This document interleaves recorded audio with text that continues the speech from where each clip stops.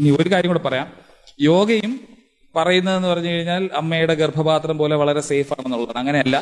Yoga related ആയിട്ടുള്ള injury ഒരു വർഷം ഏതാണ്ട് ക്ലോസ് ടു 30,000 വരുന്നുണ്ട് US മാത്രം എന്നുള്ളതാണ് കണക്ക്. യോഗയ്ക്ക് പോയിട്ട് ഇതിനകത്തൊരു കാര്യം ശ്രദ്ധിക്കണം. ഈ പതഞ്ജലി പോലെയുള്ളവര് അല്ലെങ്കിൽ നമ്മുടെ ബാബ രാംദേവ്, സദ്ഗുരു ടീംസ് ഉണ്ടല്ലോ, ഇവരൊക്കെ പറയും യോഗ ചെയ്യൂ, വളരെ നല്ലതാണ്, നിങ്ങൾ ആരും ആശുപത്രിയിൽ പോകരുത്. മോഡേൺ മെഡിക്കൽ ആശുപത്രിയിൽ പോവുകയാണെന്നുണ്ടെങ്കിൽ നിങ്ങളെ അവർ കെമിക്കൽ തന്ന് ജീവിതകാലം മുഴുവൻ അവരുടെ അടിമയാക്കുമെന്ന് പറയും. സ്വന്തമായിട്ട് അസുഖം വരുമ്പോൾ ഇവരെല്ലാം നല്ല ഭംഗിയായിട്ട് ഏറ്റവും നല്ല ആശുപത്രിയിൽ പോയി ചികിത്സ എടുക്കും. ബാബ രാംദേവിനെ പോലെയുള്ളവരൊക്കെ പോയി മുട്ടുപോയാൽ മുട്ട് മാറ്റി വയ്ക്കും. പാവപ്പെട്ടവൻ ഇത് കേട്ടിട്ട് യോഗ ചെയ്ത് ആയുർദൈർഘ്യം കൂട്ടാന്ന് പറഞ്ഞിരിക്കുന്നവര് പണി കിട്ടും. അവർക്ക് മെഡിക്കൽ ഇൻഷുറൻസ് ഇല്ലെങ്കിൽ പണിയാവുകയും ചെയ്യും.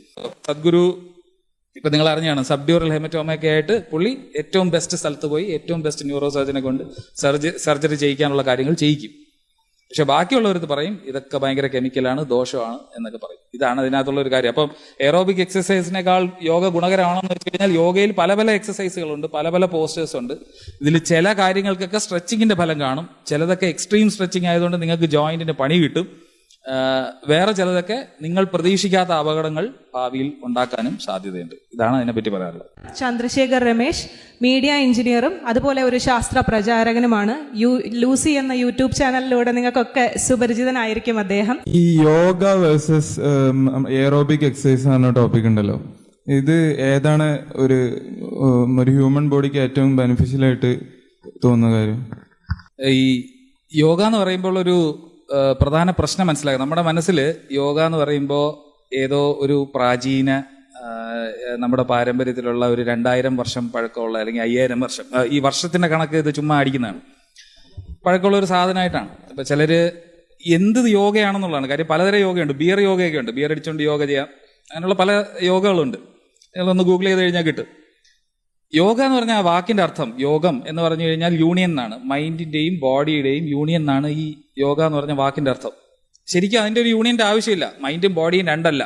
ബ്രെയിനിന്റെ ഒരു ഉൽപ്പന്നമാണ് മൈൻഡ് എന്നുള്ളത് നമുക്ക് ഇന്ന് അറിയാവുന്ന ഒരു കാര്യമാണ്. ഇനി അതിന്റെ എക്സസൈസ് പാർട്ടിലേക്ക് വരികയാണ്. ഇത് ആർക്കാണ് എന്ന് ചോദിച്ചു കഴിഞ്ഞാൽ, പണ്ട് സെഡൻഡറി ലൈഫ് സ്റ്റൈൽ ഉണ്ടായിരുന്ന ആള് ആരാണ്? ഇന്നിപ്പോൾ IT പ്രൊഫഷണൽസ് ആണെന്നുണ്ടെങ്കിൽ നമുക്ക് പറയാം, കമ്പ്യൂട്ടറിന്റെ മുന്നിൽ ഇരുന്ന് ജോലി ചെയ്യുന്നത്. പണ്ട് ഒരു പണിയും ചെയ്യാതെ ഒരിടത്ത് ഒരു കൗച്ച് പൊട്ടേറ്റോ എന്നൊക്കെ പറയാൻ പറ്റുന്ന രീതിയിൽ ഇരുന്നുകൊണ്ടിരുന്ന ആളുകളാണ് സന്യാസിമാര്. പ്രത്യേകിച്ച് യാതൊന്നും ചെയ്യേണ്ട, ധ്യാനിക്കുക, ജപം, തമം, ഭിക്ഷാടനം, ഇതുപോലെയുള്ള വളരെ മനോഹരമായ കുറച്ച് കാര്യങ്ങളാണ് അവർ ചെയ്തുകൊണ്ടിരുന്നത്. അപ്പൊ കുറെ കാലം ഇങ്ങനെ ഇരിക്കുമ്പോൾ നമുക്ക് തന്നെ കുറച്ചു നേരം ചമ്രം പണിഞ്ഞ് താഴെ ഇരുന്ന് കഴിഞ്ഞാൽ കാലൊക്കെ പെരുക്കുന്ന കണ്ടിട്ടില്ലേ? അപ്പൊ ഇതുപോലെയുള്ളവർക്ക് കൈയും കാലും നിവർത്താനായിട്ടുള്ള ഒരു ടെക്നിക്കായിരുന്നു യോഗ എന്നുള്ളതാണ്. ഈ പതഞ്ജലിയുടെ യോഗ ആണെന്നുണ്ടെങ്കിൽ അതിനകത്ത് പറയുന്ന അഷ്ടാംഗ യോഗ എന്നുള്ളതാണ്. യമ, നിയമ, ആഹാര, പ്രത്യാഹാര, ധാരണ, ധ്യാന, സമാധി എന്നൊക്കെ പറഞ്ഞ 8 അംഗങ്ങളുള്ള ഒരു യോഗയാണ് ഈ പതഞ്ജലിയുടെ. അതിനുശേഷം ശിവസംഹിത അല്ലെങ്കിൽ ഹഠയോഗ പ്രതിപികയൊക്കെ വന്നു കഴിഞ്ഞാൽ കുറച്ച് എക്സ്ട്രീം കൺടോർഷൻ അല്ലെങ്കിൽ ഫ്ലെക്സിബിലിറ്റിക്ക് വേണ്ടിയിട്ടുള്ള കുറച്ച് കാര്യങ്ങൾ.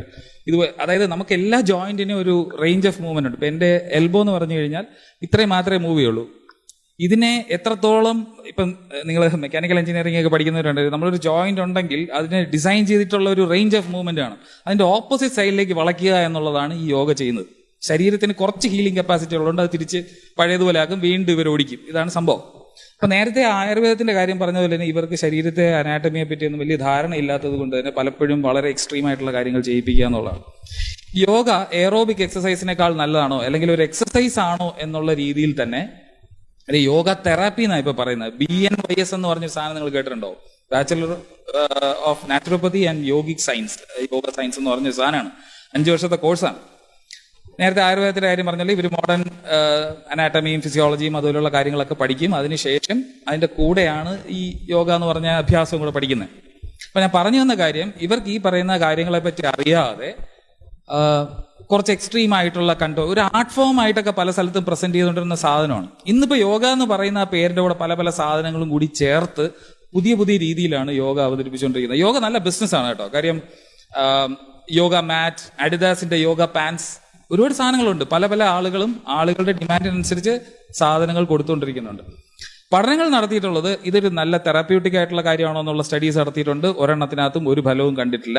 രണ്ടാമത്തെ കാര്യം, എയറോബിക് എക്സസൈസിനേക്കാൾ ബെറ്റർ ആണോ എന്നുള്ള രീതിയിൽ ഉള്ള അല്ലെങ്കിൽ ഏതെങ്കിലും തരം എക്സസൈസിനേക്കാൾ ഗുണകരമാണോ എന്നുള്ള പഠനങ്ങൾ നടത്തിയിട്ടുണ്ട്. അതിനകത്തുള്ള ഓരോ എക്സസൈസും പഠിച്ചു നോക്കിയിട്ടുണ്ട്. അവിടെയും കാണുന്നത് ഒരു എക്സസൈസിനേക്കാൾ ഗുണമുള്ള ഒരു കാര്യമല്ല. കുറച്ച് സ്ട്രെച്ചിങ് ആൻഡ് ഫ്ലെക്സിബിലിറ്റിക്ക് വേണ്ടി ഉപയോഗിക്കാം. മസിൽ നമ്മൾ ഫൈനലി എക്സസൈസ് ചെയ്യുമ്പോൾ ക്രാമ്പ് ആയിട്ടിരിക്കുന്ന സമയത്തൊന്നും നിവർത്തില്ലേ, അതിനുവേണ്ടി ഉപയോഗിക്കാവുന്നതിന്റെ ഗുണത്തിനപ്പുറത്തേക്ക് യോഗയ്ക്ക് യാതൊരു ഗുണവും ഇല്ല എന്നാണ് പഠനങ്ങൾ കാണിക്കുന്നത്. ഇനി ഒരു കാര്യം കൂടെ പറയാം. യോഗയും പറയുന്നതെന്ന് പറഞ്ഞു കഴിഞ്ഞാൽ അമ്മയുടെ ഗർഭപാത്രം പോലെ വളരെ സേഫ് ആണെന്നുള്ളതാണ്. അങ്ങനെയല്ല. യോഗ റിലേറ്റഡ് ആയിട്ടുള്ള ഇഞ്ചുറി ഒരു വർഷം ഏതാണ്ട് ക്ലോസ് ടു 30,000 വരുന്നുണ്ട് US മാത്രം എന്നുള്ളതാണ് കണക്ക്. യോഗയ്ക്ക് പോയിട്ട് ഇതിനകത്തൊരു കാര്യം ശ്രദ്ധിക്കണം. ഈ പതഞ്ജലി പോലെയുള്ളവര് അല്ലെങ്കിൽ നമ്മുടെ ബാബ രാംദേവ്, സദ്ഗുരു ടീംസ് ഉണ്ടല്ലോ, ഇവരൊക്കെ പറയും യോഗ ചെയ്യൂ, വളരെ നല്ലതാണ്, നിങ്ങൾ ആരും ആശുപത്രിയിൽ പോകരുത്. മോഡേൺ മെഡിക്കൽ ആശുപത്രിയിൽ പോവുകയാണെന്നുണ്ടെങ്കിൽ നിങ്ങളെ അവർ കെമിക്കൽ തന്ന് ജീവിതകാലം മുഴുവൻ അവരുടെ അടിമയാക്കുമെന്ന് പറയും. സ്വന്തമായിട്ട് അസുഖം വരുമ്പോൾ ഇവരെല്ലാം നല്ല ഭംഗിയായിട്ട് ഏറ്റവും നല്ല ആശുപത്രിയിൽ പോയി ചികിത്സ എടുക്കും.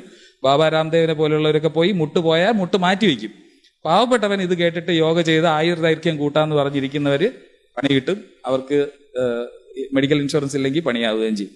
ഇതാണ് സംഭവം. സദ്ഗുരു ഇപ്പൊ നിങ്ങൾ അറിഞ്ഞാണ്, സബ്ഡ്യൂറൽ ഹെമറ്റോമയൊക്കെ ആയിട്ട് പുള്ളി ഏറ്റവും ബെസ്റ്റ് സ്ഥലത്ത് പോയി ഏറ്റവും ബെസ്റ്റ് ന്യൂറോ സർജനെ കൊണ്ട് സർജറി ചെയ്യിക്കാനുള്ള കാര്യങ്ങൾ ചെയ്യിക്കും. പക്ഷെ ബാക്കിയുള്ളവർക്ക് പറയും ഇതൊക്കെ ഭയങ്കര കെമിക്കലാണ്, ദോഷമാണ് എന്നൊക്കെ പറയും. ഇതാണ് ഇതിനകത്തുള്ള ഒരു കാര്യം. അപ്പം എയറോബിക് എക്സസൈസിനേക്കാൾ യോഗ ഗുണകരമാണെന്ന് വെച്ച് കഴിഞ്ഞാൽ യോഗയിൽ പല പല എക്സസൈസുകളുണ്ട്, പല പല പോസ്റ്റേഴ്സ് ഉണ്ട്.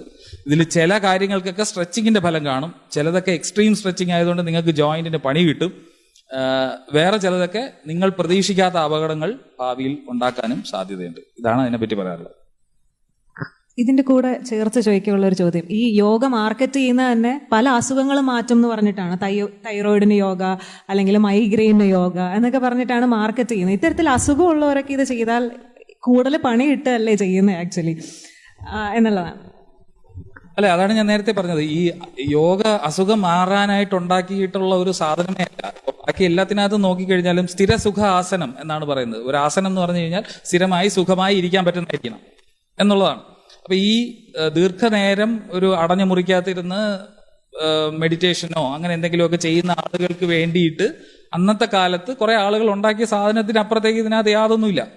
അസുഖമുള്ളവർ യോഗ ചെയ്യാൻ പാടില്ല എന്ന് യോഗസൂത്രത്തിനകത്ത് വളരെ വ്യക്തമായിട്ട് പറയുന്നുണ്ട്. പിന്നെ എന്തിനാണ് ഈ അസുഖം മാറ്റാനായിട്ട് യോഗ ചെയ്യുന്നതെന്നുള്ളത് അറിയാത്ത ഒരു കാര്യമാണ്. നേരത്തെ പറഞ്ഞതുപോലെ തന്നെ ശരീര ധർമ്മശാസ്ത്രത്തെ കുറിച്ചിട്ടോ അല്ലെങ്കിൽ ശരീരത്തെ കുറിച്ചിട്ടോ അനാറ്റമിയെ കുറിച്ചിട്ടോ ഈ 12ാം ക്ലാസ്സിലെ ബയോളജി ടെക്സ്റ്റിൽ ഉണ്ടായിരുന്ന ഒരു കാര്യമാണ്.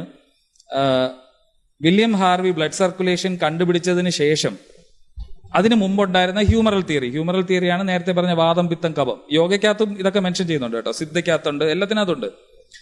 ഈ പറഞ്ഞ കാര്യങ്ങൾക്കൊന്നും പ്രസക്തിയില്ല എന്നുള്ളത് വന്നതാണ്. അത് പഠിച്ചിട്ടാണ് പോയിട്ട് ആയുർവേദമോ യോഗയോ സിദ്ധയോ ഒക്കെ പഠിക്കാനായിട്ട് പോകുന്നു എന്നുള്ളതാണ് ഇതിനകത്തുള്ള ഏറ്റവും ഇമ്പോർട്ടൻ്റ് ആയിട്ടുള്ള കാര്യം. അപ്പം രോഗം വരാതിരിക്കാനോ വന്നവർക്ക് ചികിത്സയായിട്ടല്ല യോഗ ചെയ്യേണ്ടത്.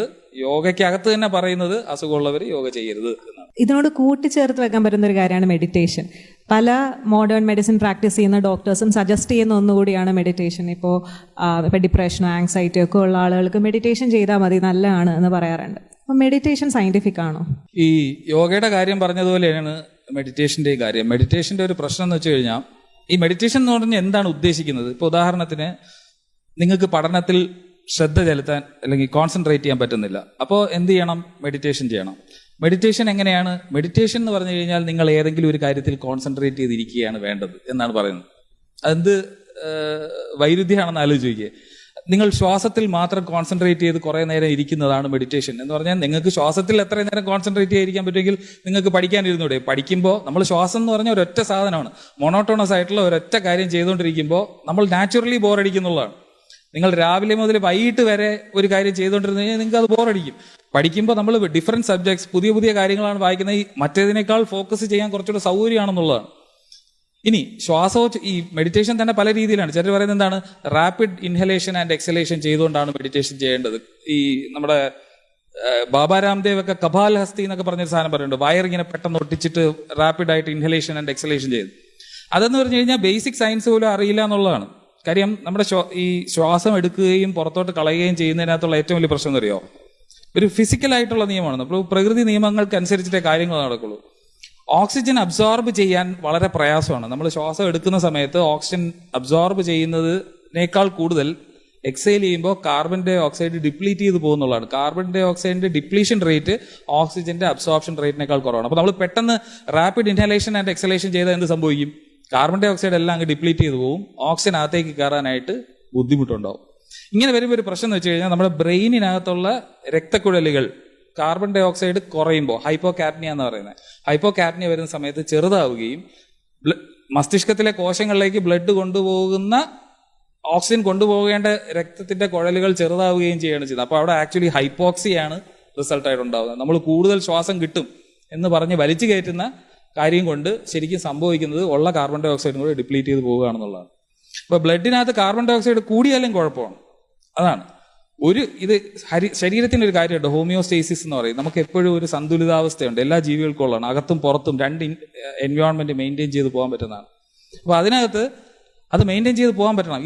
ഇതിനെ നമ്മളായിട്ട്, അതായത് millions of years of evolution perfect ചെയ്ത നോർമൽ ആയിട്ടുള്ള നമ്മുടെ ബ്രീത്തിങ്ങിനെ നമ്മൾ ഫോഴ്സ്ഫുൾ ആയിട്ട് കൺട്രോൾ ചെയ്യേണ്ട ആവശ്യമില്ല. അത് ഓട്ടോമാറ്റിക് ആയിട്ട് നടന്നോളും എന്നുള്ളതാണ് അതിനകത്തുള്ളത്. അപ്പോൾ മെഡിറ്റേഷൻ കൊണ്ട് പ്രത്യേകിച്ച് കോൺസെൻട്രേഷൻ വേണ്ടിയതാണെങ്കിൽ നിങ്ങൾ ചെയ്യുന്ന കാര്യത്തിൽ കൂടുതൽ കോൺസെൻട്രേറ്റ് ചെയ്യൂ. അല്ലാതെ മെഡിറ്റേഷൻ എന്ന് പറഞ്ഞു പോയിരുന്നിട്ട് പ്രത്യേകിച്ച് കാര്യമൊന്നുമില്ല എന്നുള്ളതാണ് അതിനകത്ത് പറയുന്നത്.